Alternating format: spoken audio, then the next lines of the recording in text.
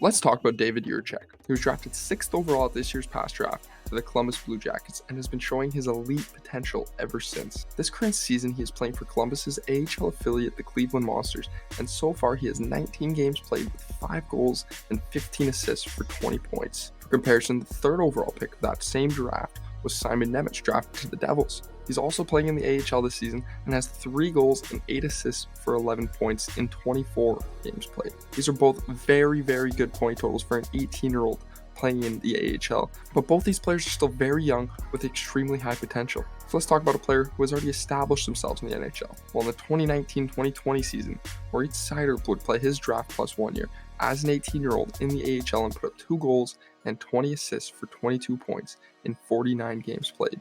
The very next season, Seider would be loaned out to the SHL and would win Defenseman of the Year with 28 points in 41 games. The next year, Seider would come over to the NHL, put up 7 goals, 43 assists, 50 points in 82 games, and win the Calder Trophy. Seider had a phenomenal draft plus 1 year that actually ended up being the second best 18-year-old season by a defenseman in AHL history. So what about the best 18-year-old season by a defenseman in the history of the AHL? Well, that belongs to Rasmus Sandin, who would put up 6 goals, 22 assists for 28 points in 44 games. So Jiricek is currently on pace to shatter these records. I've always found it very hard to judge success for young players in the AHL, but in recent years, it is starting to become a more clear pathway with more and more players going to the AHL to develop.